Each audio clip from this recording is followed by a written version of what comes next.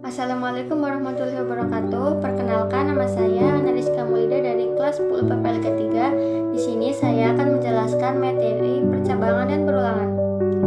Pengertian percabangan. Percabangan adalah proses pengambilan keputusan dalam program berdasarkan kondisi tertentu. Percabangan digunakan agar program dapat memilih tindakan yang berbeda. Dalam pemrograman dan algoritma, percabangan adalah struktur kontrol yang memungkinkan program untuk memilih jalur tindakan yang berbeda berdasarkan kondisi tertentu. Contoh, jika nilai lebih dari 75, maka lulus. Jika tidak, maka tidak lulus. Percabangan adalah struktur kontrol dalam pemrograman yang digunakan untuk mengambil keputusan berdasarkan kondisi tertentu. Percabangan memungkinkan program memilih tindakan yang berbeda sesuai hasil pemeriksaan kondisi.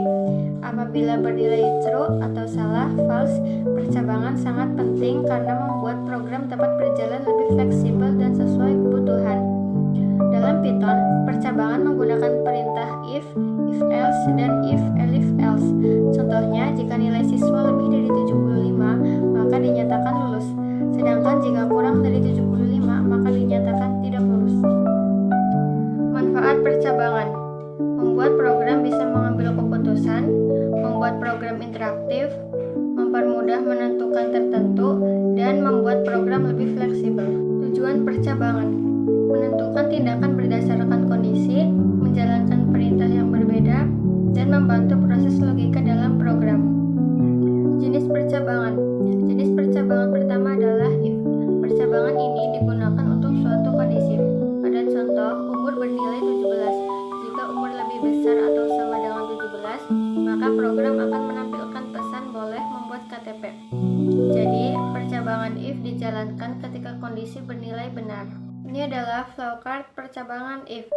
Proses dimulai dari start, kemudian masukkan umur 17. Setelah itu, program memeriksa apakah umur lebih besar atau sama dengan 17. Jika kondisi benar, maka program menampilkan pesan boleh membuat KTP, lalu proses selesai atau end.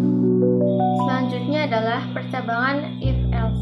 Percabangan ini digunakan untuk dua pilihan kondisi. Pada contoh, nilai yang dimasukkan adalah 60. Program akan memeriksa apakah nilai lebih besar atau sama dengan 75. Jika benar, maka program menampilkan tulisan lulus. Jika salah, maka program menampilkan tulisan tidak lulus. Jadi, if else digunakan ketika terdapat dua kemungkinan hasil, yaitu benar atau salah. Flowchart percabangan if else. Proses dimulai dengan memasukkan nilai 60.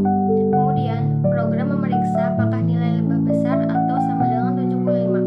Jika benar, hasilnya lulus. Jika salah, hasilnya tidak lulus. Setelah salah satu hasil ditampilkan, proses berakhir. Selanjutnya adalah percabangan if else. Percabangan ini digunakan untuk lebih dari dua kondisi. Pada contoh, nilai yang dimasukkan adalah 85. Jika nilai lebih besar atau sama dengan 90, maka akan mendapat nilai A. Jika tidak memenuhi kondisi pertama, program akan memeriksa kondisi kedua, yaitu apakah nilai lebih besar atau sama dengan 80. Jika benar, maka mendapat nilai B. Jika semua kondisi tidak terpenuhi, maka program akan menampilkan nilai C. Jadi, if else digunakan ketika terdapat banyak pilihan kondisi yang harus diperiksa secara berurutan. Ini adalah flowchart percabangan if else.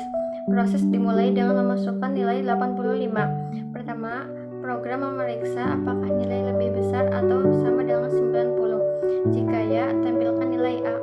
Jika tidak, program memeriksa kondisi berikutnya, yaitu apakah nilai lebih besar atau sama dengan 80. Jika ya, tampilkan B. Jika kedua kondisi tidak terpenuhi, tampilkan nilai C. Setelah hasil ditampilkan, proses berakhir. Kesimpulan, percabangan adalah struktur kontrol dalam pemrograman yang memungkinkan eksekusi kode secara tidak sekuensial berdasarkan kondisi tertentu, benar atau salah. Di sini saya akan menjelaskan materi perulangan. Pengertian perulangan. Perulangan looping adalah konsep pemrograman untuk mengeksekusi satu atau serangkaian perintah secara berulang-ulang selama kondisi tertentu terpenuhi. Fungsi utamanya adalah mengotomatiskan tugas repetitif, meningkatkan efisiensi, dan meminimalkan penulisan kode yang sama berulang kali. adalah struktur kontrol dalam pemrograman yang digunakan untuk menjalankan suatu perintah secara berulang-ulang sesuai kondisi atau jumlah yang telah ditentukan. Dengan perulangan, programmer tidak perlu menulis perintah yang sama berkali-kali, sehingga program menjadi lebih efisien dan lebih mudah dibuat. Perulangan sangat berguna untuk mengolah data, menampilkan informasi berulang, dan melakukan proses yang sama beberapa kali. Manfaat perulangan: mempersingkat penulisan program, menghemat waktu, mengurangi penulisan kode berulang, mempermudah pekerjaan yang dilakukan berkali-kali. Tujuan perulangan: menjalankan perintah secara otomatis berulang, membuat program lebih efisien, mempermudah pengolahan data. Selanjutnya adalah perulangan for. Perulangan for digunakan jika jumlah pengulangan sudah diketahui sebelumnya. Pada contoh, program menggunakan rank 5, yang berarti perintah akan dijalankan sebanyak 5 kali. Setiap pengulangan akan menampilkan tulisan hello. Jadi, perulangan for cocok digunakan ketika jumlah perulangan sudah ditentukan. Ini adalah flowchart for. Proses dimulai dari start lalu menentukan nilai awal. Program kemudian memeriksa jumlah pengulangan yang telah ditentukan. Jika masih memenuhi batas pengulangan, perintah dijalankan dan nilai penghitung bertambah.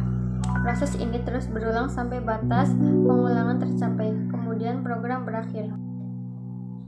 Selanjutnya adalah perulangan while. Perulangan while digunakan berdasarkan suatu kondisi. Pada contoh, nilai I dimulai dari 1. Selama nilai I kurang dari atau sampai dengan 5, program akan terus berjalan.